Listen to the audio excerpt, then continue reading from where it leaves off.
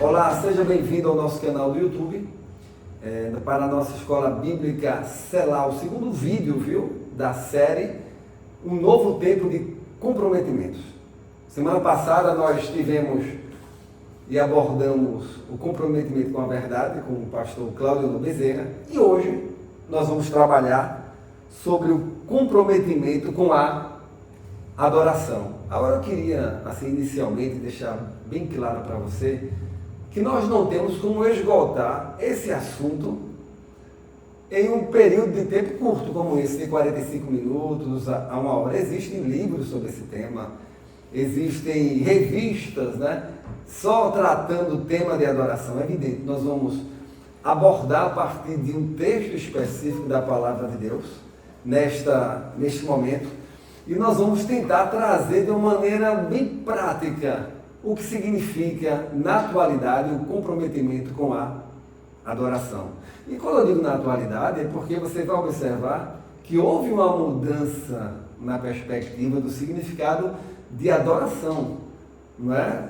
No passado, no Antigo Testamento, e agora no Novo Testamento, onde nós estamos, Mas, enfim, nós vamos, nessa noite, basear a nossa abordagem no Evangelho de João, capítulo 4, a partir do versículo 15. Eu queria que você pudesse acompanhar comigo aqui na tela a leitura. Senhor, disse-lhe a mulher, vejo que tu és profeta. Nossos pais adoravam neste monte. Vós, entretanto, dizeis que em Jerusalém é o lugar onde se deve adorar. Disse-lhe Jesus, mulher, podes crer-me que a hora vem, quando nem neste monte, nem em Jerusalém, adorareis o Pai. Vós adorais o que não conheceis, nós adoramos o que conhecemos, porque a salvação vem dos judeus.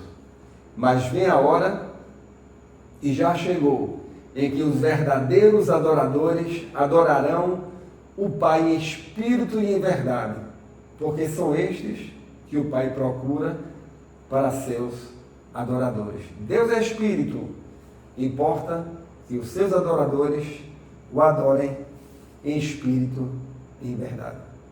Este diálogo, como você pode observar, foi o diálogo entre Jesus e a mulher samaritana, que ao final, essa é a parte final praticamente do diálogo, do meio para o final, Jesus conversa com a mulher samaritana e trata sobre a adoração.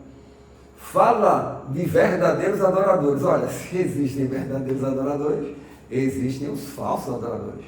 E o nosso objetivo nessa noite é trazer sentido verdadeiro de adoração. Eu queria inicialmente que nós pudéssemos começar trazendo um contexto, a situação, um momento em que Jesus se encontrava. Na tela eu dividi esse momento aqui, se você puder observar, esses próximos passos, em 4 momentos. Inicialmente, o capítulo 4 de João, o contexto em que Jesus estava, ele tinha acabado de realizar o milagre em Caná da Galileia.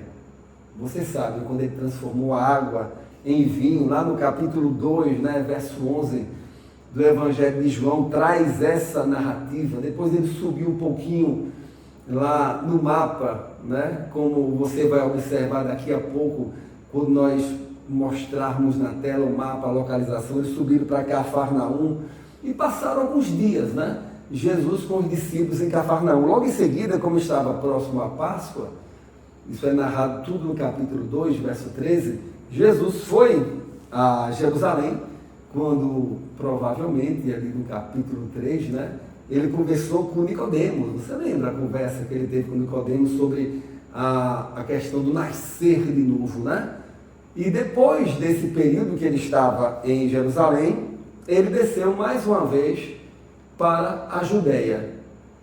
É exatamente o que diz o texto no início do capítulo 4 do Evangelho de João, que fala, eu queria que você pudesse olhar comigo no versículo 1 lá do capítulo 4. Quando, pois, o Senhor veio saber que os fariseus tinham ouvido dizer que ele, Jesus, fazia e batizava mais discípulos que João, deixou a Judéia, retirando-se para outra vez para a Galiléia. Quer dizer, Jesus estava na Judéia e ele, naquela ocasião, tendo em vista os fariseus estarem fazendo uma comparação entre ele e João Batista, Jesus, ele decidiu sair da Judéia para a Galiléia. O interessante é que no versículo 4 diz: e era-lhe necessário atravessar a província da Samaria. Eu quero que você possa observar comigo agora. Olha, é o seguinte: por que era necessário Jesus passar por Samaria? Né? Isso é uma grande pergunta desse capítulo 4 do Evangelho de João, porque existia uma grande inimizade entre os fariseus, judeus, e os samaritanos.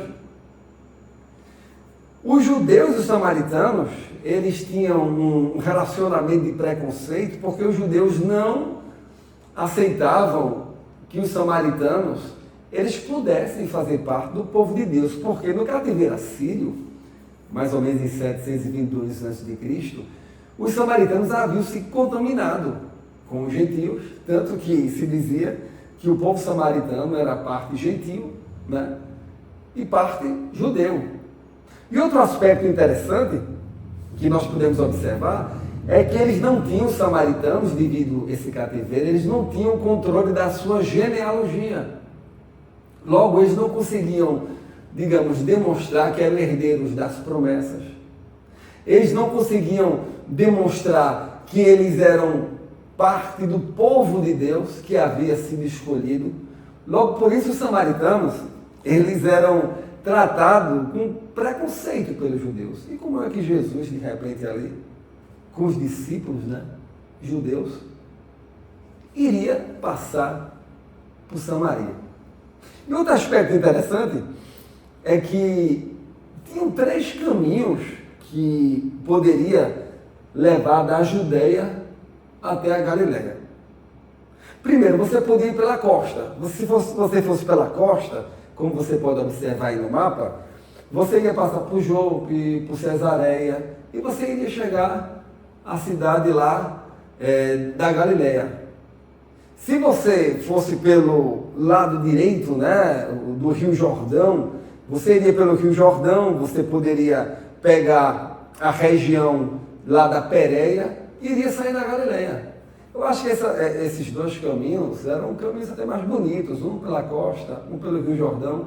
Mas Jesus, segundo o capítulo 4, no verso 4, segundo o narrador João, né, do Evangelho, disse que era necessário passar por Samaria.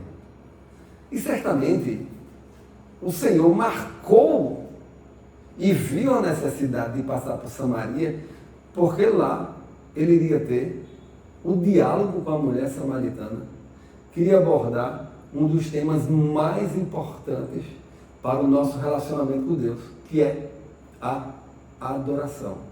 E foi exatamente o que aconteceu. Apesar de todo o preconceito, apesar dos judeus não conversarem, não se relacionarem com os samaritanos, tem uma passagem até bem interessante, que é narrada também no Evangelho de João, logo à frente, que é o capítulo 8, em que os fariseus, eles quiseram criticar Jesus. Aí quiseram xingar Jesus. Xingaram Jesus, sabe de quê? De samaritano. Para você ver como os judeus, eles desprezavam o povo samaritano, mas mesmo assim, Jesus quis passar pela cidade de Samaria, como você pode observar no mapa nosso aí, que está na tela. Tem algumas características interessantes também do próprio texto, que nós vamos ver a partir de agora, para que nós possamos caminhar na perspectiva da adoração. Olha, Jesus chega lá na cidade, e ele chega exatamente na hora sexta, né? A hora sexta, que era meio-dia, a hora mais quente do dia, e ele encontra-se com uma mulher samaritana, exatamente pegando água do poço lá de Jacó, naquela ocasião mais quente do dia, e aí ele começa a ter o diálogo com ela. Esse diálogo é narrado em capítulo 4, como nós vimos, e a chegada de Jesus, você pode observar, a partir do versículo 7, que diz: nisto veio a mulher samaritana tirar água.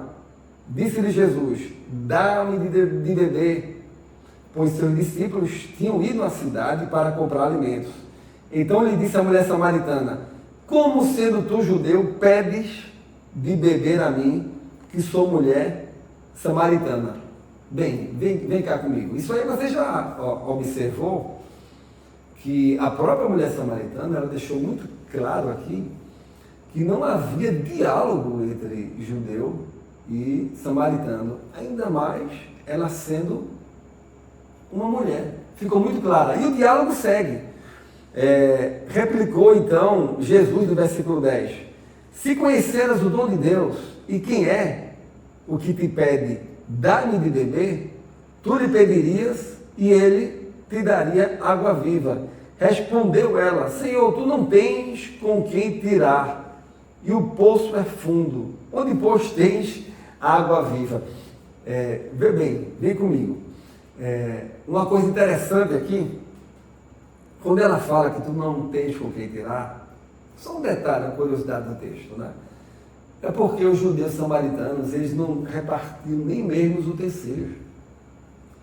Um judeu não ia usar uma vasilha do samaritano.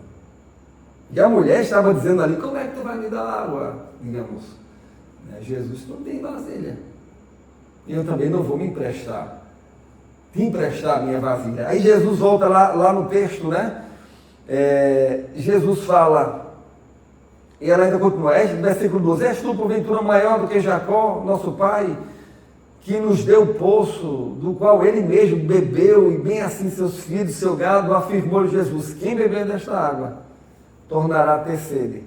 Aquele, porém, que beber da água que eu lhe der, nunca mais terá sede. Pelo contrário, a água que eu lhe der será nele uma fonte a jorrar para a vida eterna. E nesse momento a mulher disse: Senhor, dá-me dessa água, para que eu não mais tenha sede, nem precise vir aqui buscá-la. Disse Jesus: vai, chama teu marido e vem cá. Ao que respondeu a mulher: não tenho marido. Replicou-lhe: Jesus disse: bem disseste, não tenho marido, porque 5 maridos já tiveste, e esse que agora tens não é teu marido. Isso disseste com verdade. Olha, presta atenção. Quando Jesus quis falar de novo nascimento, no capítulo 3 de João, ele falou com o mestre da lei, Nicodemos. Ele falou sobre o novo nascimento, sobre o significado do nascer da água e do Espírito. Quando ele chega agora para a mulher samaritana, o interessante é que Jesus começa a partir de agora a entrar em uma nova dimensão, em um novo tema, a partir do momento em que a mulher samaritana, ela não teve argumento para contestar o que Jesus falou, tanto que ela ficou impactada pelo que Jesus disse: olha, tu não tens marido, né? E nenhum dos 5 que estavam aí contigo, eles eram também. Nesse momento, no versículo 19, ela disse: Senhor, disse-lhe a mulher, vejo que tu és profeta. Nesse momento, a mulher samaritana era impactada. Porque, para os samaritanos, o último profeta, presta atenção, o último profeta tinha sido Moisés. E ela utiliza esse mesmo texto agora para chamar Jesus de profeta. Logo, nesse momento, abre nela uma perspectiva de que Jesus, que estava falando com ela, não era apenas um homem, mas era um profeta, alguém ungido por Deus. E o diálogo continua no versículo 20, quando ela diz: nossos pais adoravam neste monte. Vós, entretanto, dizeis que em Jerusalém é o lugar onde se deve adorar. Disse-lhe Jesus: mulher, podes crer-me que a hora vem, quando nem neste monte, nem em Jerusalém adorareis o Pai. Vós adorais o que não conheceis, nós adoramos o que conhecemos, porque a salvação vem dos judeus. Primeira coisa, Jesus, ele não diz que a adoração do povo judeu estava correta, como também não disse que a adoração dos samaritanos, que era no Monte Gerizim, estava correta. Ele disse que, olha, vai chegar um momento que nenhuma dessas duas formas de adoração, elas vão estar contextualizadas com o plano de Deus. Porque vai chegar um momento em que vocês não vão adorar em nenhum desses locais. Ele começa a trazer no versículo 23, mas vem a hora, e já chegou, em que os verdadeiros adoradores adorarão o Pai em espírito e em verdade, porque são estes que o Pai procura para seus adoradores. Deus é espírito, importa que os seus adoradores o adorem em espírito e em verdade. Olha, eu queria que você ainda ficasse na tela e pudesse observar algumas definições de adoração na Bíblia, porque apesar de nós entendermos aqui que Jesus estava falando de que iria chegar um momento em que os verdadeiros adoradores iriam adorar o Pai em espírito e verdade, isto é, não iria mais ser como os judeus adoravam, nem como os samaritanos. Iria ser espírito e verdade. Mas só que a Bíblia, tanto no Antigo Testamento como no Novo, traz essa palavra adoração e aplica em alguns sentidos. E eu queria trazer só 3 desses sentidos no Novo Testamento, para que a gente pudesse entender em que perspectiva Jesus estava falando para a mulher samaritana e como nós aplicamos isso para hoje. Primeiro aspecto é que o termo adoração, ele poderia ser utilizado na perspectiva do serviço, como você está vendo aí, né? O termo usado, vamos transliterar, né? Latreia, indicava normalmente um trabalho, uma atividade realizada, quer por escravos ou empregados.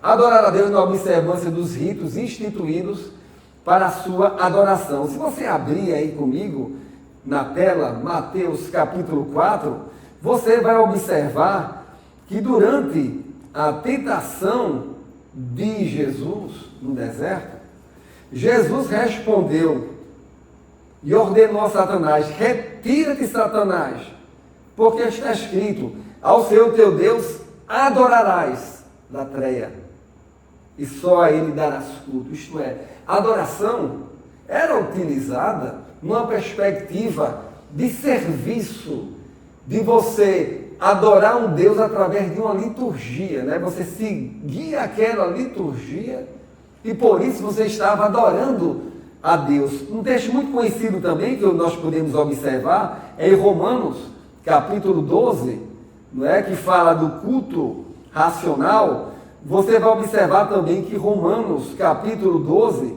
ele traz essa mesma perspectiva. Verso 1, rogo-vos, pois, irmãos, pela misericórdia de Deus, que apresenteis o vosso corpo como sacrifício vivo, santo e agradável a Deus, que é o vosso culto racional. A perspectiva de adoração via serviço, latreia, claramente aplicada em Romanos, aqui capítulo 12, versículo 1. Isto é, existia um termo adoração que era utilizado no grego, no Novo Testamento, que apontava para uma perspectiva de serviço.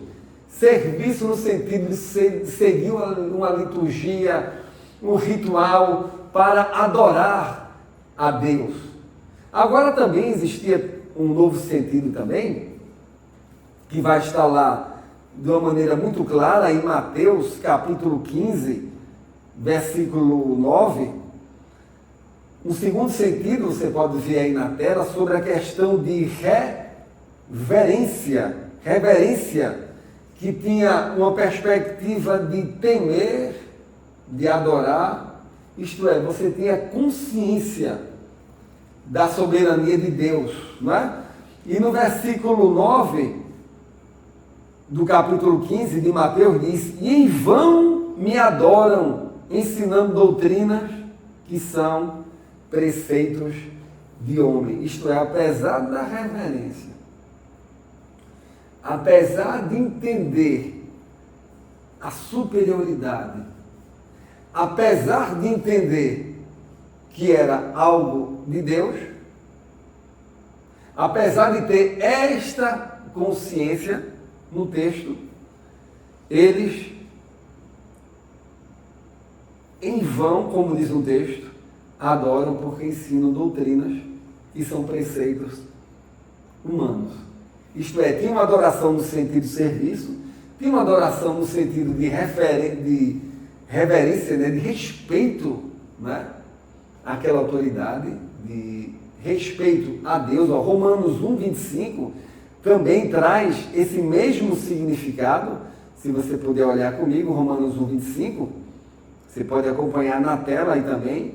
Você vai observar: pois eles mudaram a verdade de Deus em mentira, adorando e servindo a criatura em lugar do Criador. Quer dizer, prestando reverência à criatura em lugar do Criador, o qual é bendito eternamente. Amém. Isto é, há uma atitude de reverência, de apenas identificar a autoridade. A outra de serviço, né? Eu cumpri aqueles rituais, cumpri aquelas liturgias para obedecer alguns mandamentos, né? Para obedecer algumas orientações de adoração. E o terceiro sentido é o de rendição, é o de prostrar-se, é o de sujeitar-se, adorar, ajoelhar-se ou prostrar-se, prestar homenagem a alguém, usar também com reverência a pessoa em posição superior. Exatamente, é o proskenel. Interessante, é exatamente o texto utilizado no grego no diálogo entre Jesus e a mulher samaritana.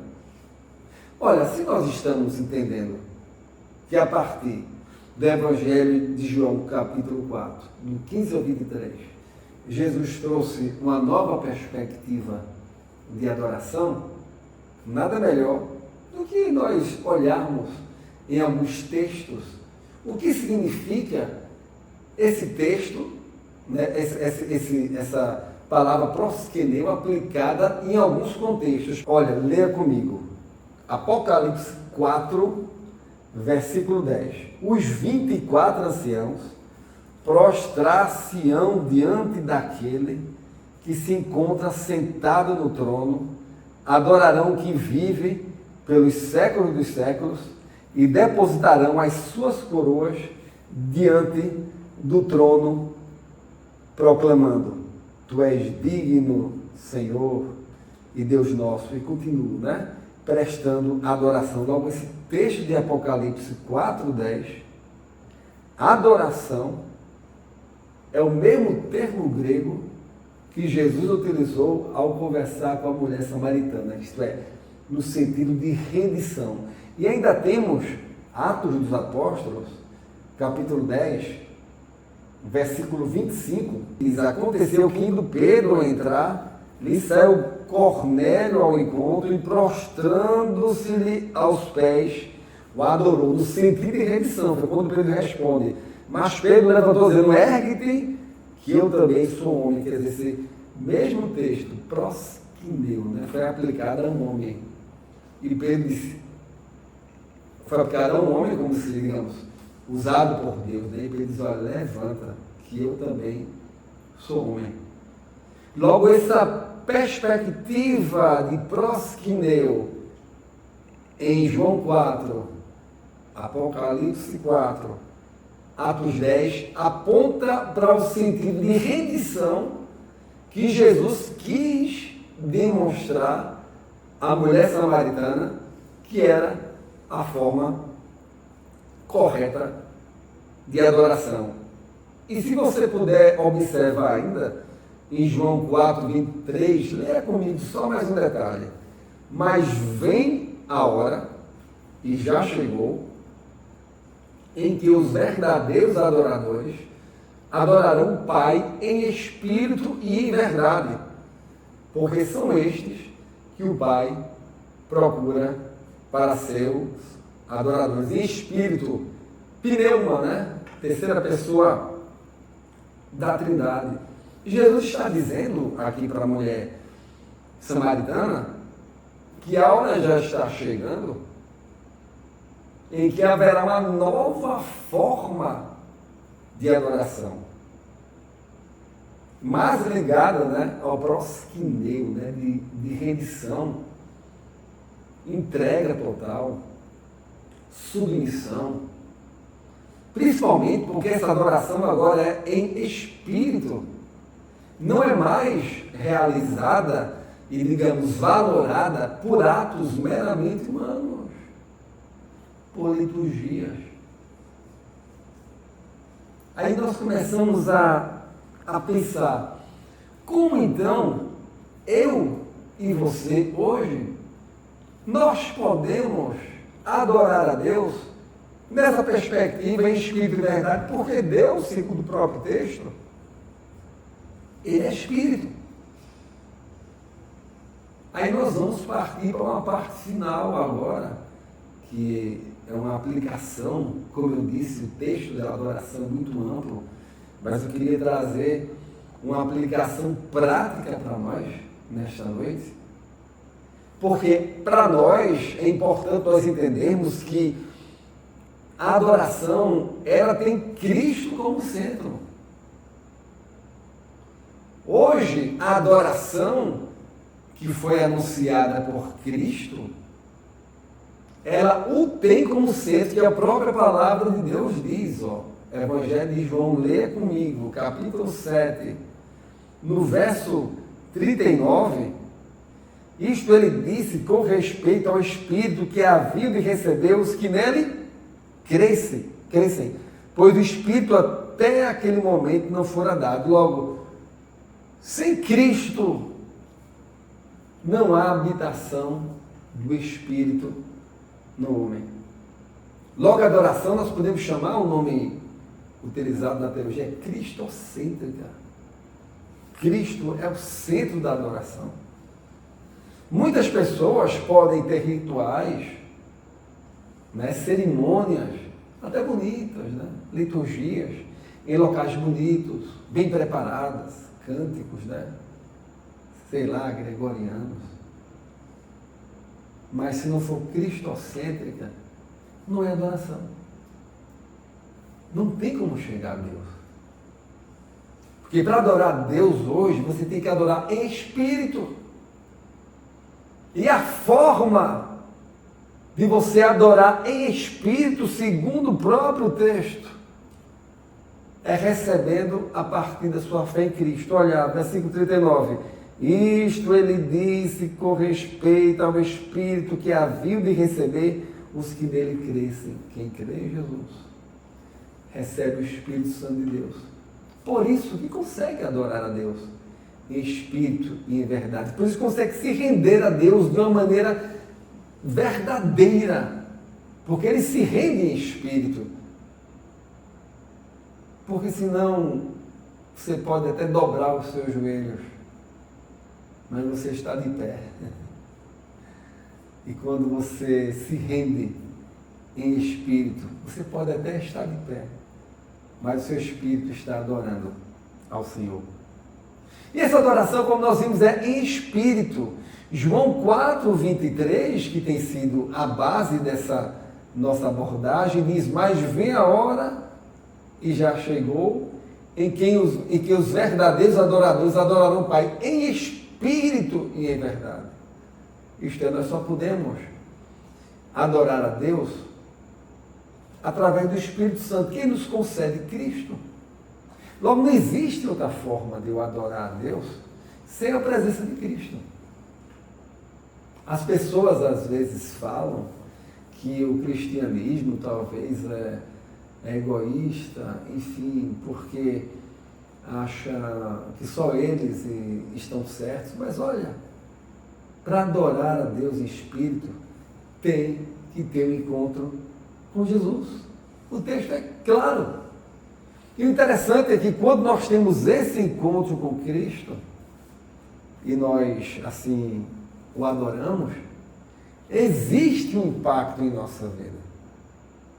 Porque o Espírito Santo, ele tem a liberdade, passa a ter a liberdade de trabalhar em nós. Não é à toa que o capítulo 3 de João veio seguido do 4, capítulo 3 de João, nós falamos de novo nascimento, nascer do Espírito. E no capítulo 4 fala de adorar no Espírito, porque só adora quem nasce de novo. Só adora aquele que aceitou a Cristo e por isso nasceu de novo. É uma nova criatura. E 1 Coríntios, você pode ler comigo aí na sua tela e acompanhar a leitura, no capítulo 12, ele fala de uma maneira bem clara e até exaustiva, né? Da ação do Espírito Santo em nossas vidas. Porque, olha, se eu adoro ao Pai em Espírito e verdade, o Espírito Santo habita em mim, isso gera em mim uma transformação. 1 Coríntios 12 diz, a respeito dos dons espirituais, não quero, irmãos, que sejais ignorantes.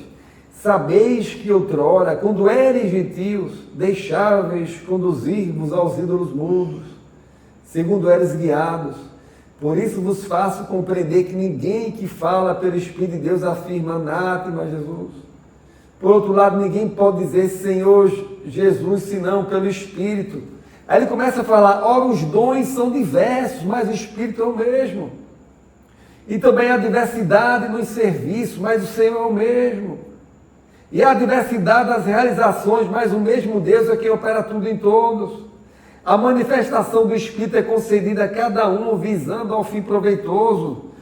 E ele começa a trazer várias narrativas, porque o Espírito Santo, a partir do momento que habita em nós, nos possibilita adorar a Deus.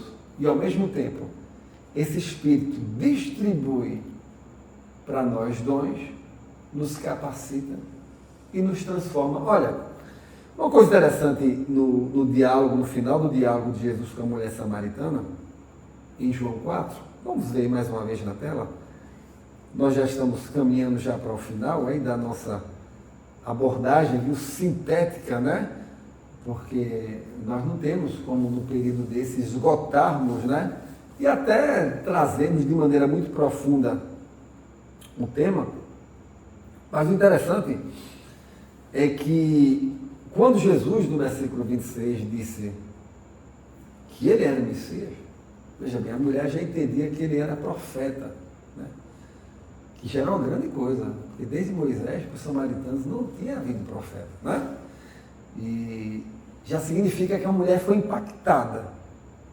Só que no versículo 26, Jesus disse, eu sou, eu que falo contigo, dizendo que ele era o Cristo, que ele era o Messias. Nesse momento chegaram os discípulos, e a mulher deixou o cântaro e saiu correndo na cidade, voltando para a cidade de Samaria.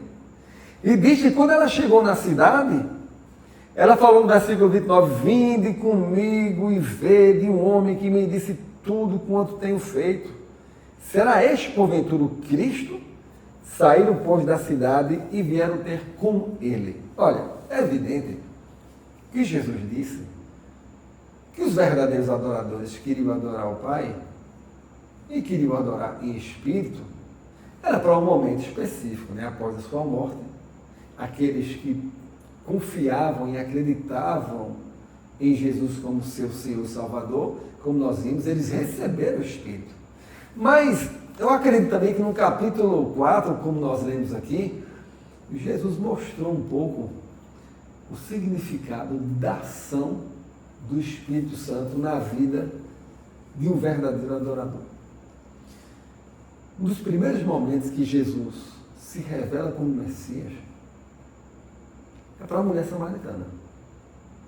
E no momento que ele se revela, que ela entende, ela larga tudo e ela corre para a cidade, olha, e começa a anunciar. Essa mesma mulher samaritana, Ela estava no poço de Jacó, ao meio-dia, escondida, porque havia um grande preconceito contra ela, devido à sua própria situação de ter 5, 6 maridos. Ela era uma pessoa certamente excluída da sociedade, que tinha vergonha de se relacionar e talvez nem pudesse se relacionar plenamente. Mas naquele momento que ela entendeu que Jesus era o Messias, ela esqueceu. E foi para anunciar o Evangelho para aqueles mesmos homens e mulheres que agiam com ela de maneira preconceituosa, a tal ponto dela pegar água no momento em que o sol estava mais quente. A adoração nos faz entender a dimensão da obra de Deus. Os verdadeiros adoradores é como se eles juntassem esses 3 significados que nós vimos. Os verdadeiros adoradores, eles adoram o Pai em espírito e verdade, né? Mas eles entendem também que devem prestar, até racionalmente, né, o culto a esse Deus e adorar. Logo, a perspectiva de adoração, de prosquideu que nós vimos, né, que é de rendição, que parece ser a mais ampla e que aponta mais para uma perspectiva de adoração em espírito, ela se complementa com as outras, porque quando a nossa vida é transformada, até um culto de domingo a domingo, se torna importante. A liturgia do culto, os momentos do culto. Tanto que a igreja primitiva criou momentos, criou sacramentos, né? Como forma de quê? De adoração. Logo, uma vida que é impactada pela adoração em espírito e verdade, é uma vida que vai ser, digamos, modificada numa dimensão muito grande, a tal ponto de que muitas coisas que nós entendíamos como sendo importantes para nós deixamos de lado e passamos simplesmente a fazer a vontade de Deus. A mulher samaritana, eu acho que todo dia ela escolhia o melhor momento para sair. Talvez ela olhasse da porta lá para ver o momento que tinha menos pessoas, para ela poder ir ao poço lá de Jacó. Olha, mas quando ela viu que Jesus era o Messias, ela correu e proclamou o Evangelho. Logo, dentro desse entendimento, meus queridos, eu coloquei o ponto 4 aqui. A adoração bíblica nos impulsiona ao serviço e à missão. É verdade que lá na frente nós vamos observar e vamos abordar ainda outros comprometimentos. Dentro desses comprometimentos terá o serviço, né? Terá também a evangelização. Mas é importante nós entendermos que a adoração por si só, né? Também a gente conheceu, foi impactado pela verdade, que é a palavra de Deus. A mulher samaritana foi impactada pela verdade.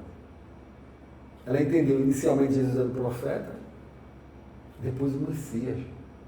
Essa verdade gerou uma transformação nela, que fez com que ela deixasse aquela sua posição de escrava, né? Posição de vergonha, para proclamar o Evangelho.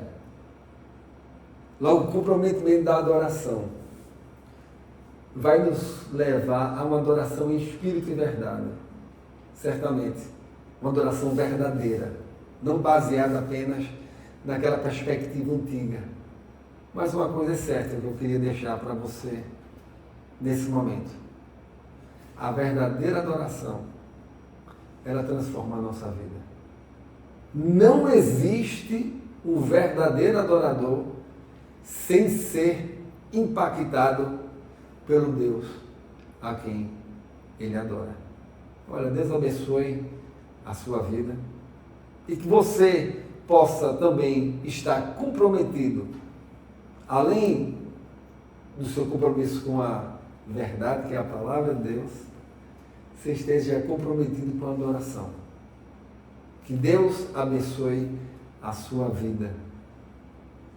A Segunda Igreja Congregacional em Boa Viagem apresenta O segredo é cuidar das coisas de Deus. uma pausa para o aprendizado na Palavra de Deus. Uma mensagem de alívio. Escola Bíblica Sela, proclamando a Palavra de Deus. Controle. Ele nunca perdeu o controle. Ele continua na Todas direção. as quintas-feiras, às 19h30, aqui no nosso canal do YouTube.